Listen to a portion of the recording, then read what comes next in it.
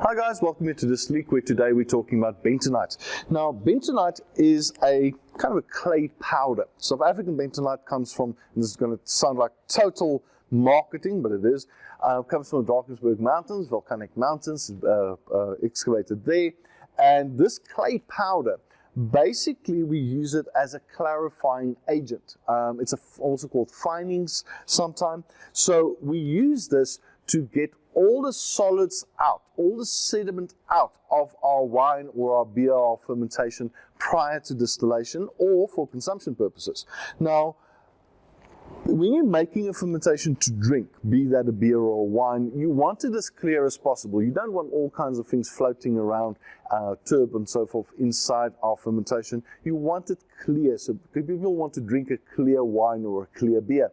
But even for distillation purposes, we don't want solids, even small solids, inside our distillation process or inside our boilers, because that can burn.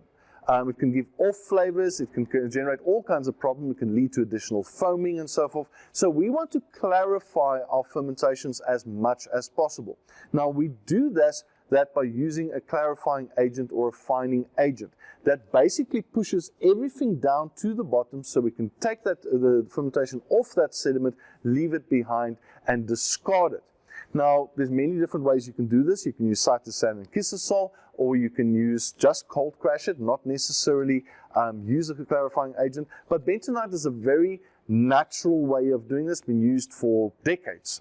It's been used as a clarifying agent. So you mix it with a little bit of water, you throw it on top of your fermentation, and you wait about 24 hours for it to settle down and push everything down to the bottom of your fermentation vessel, be that a bottle, be that a canister, be that a bucket, be that a tank, it doesn't matter. You then either draw off above the sediment or you siphon off the fermentation for use. It becomes even more effective if combined with cold crashing. Cold crashing is where we take the fermentation and we put it inside a fridge, or I wouldn't use a freezer, but you put it inside a fridge or just a very cold place in your house. That cold forces a faster separation, causes the solids and the bentonite to settle down faster and gives you a clear beer or clear wine in a very short space of time.